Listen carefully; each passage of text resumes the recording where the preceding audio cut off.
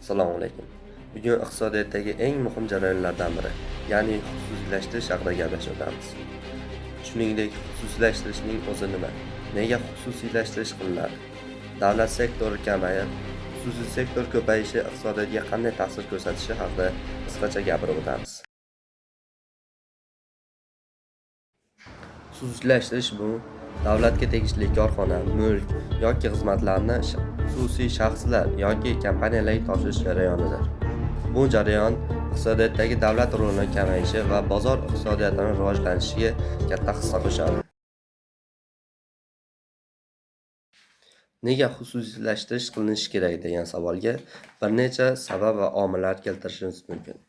Birinchidan, davlatning iqtisodiyotdagi haddan tashqari ortiqcha aralashuvini kamaytirish va xususiy tadbirkorlar o'rtasidagi raqobatni kuchaytirish, ishlab chiqarish samaradorligini oshirish, so'ngra davlatning xarajatlarini kamaytirish bularning eng asosiy sabablaridan biri hisoblanadi. Bozor iqtisodiyoti shunday rivojlanadi.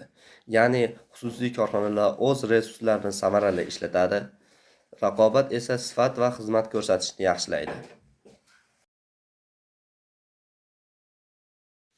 Shuni ham unutmasligimiz kerakki, xususiylashtirishda, davlat mulkini sotishda shaffoflik va adolat muhimdir. Aks holda, korrupsiya va resurslarni noto'g'ri taqsimlash xavfi yuzaga keladi. Xulosa qilib aytganda, xususiylashtirish bu har bir mamlakatning iqtisodiy taraqqiyot yo'lida tashlagan muhim qadam hisoblanadi.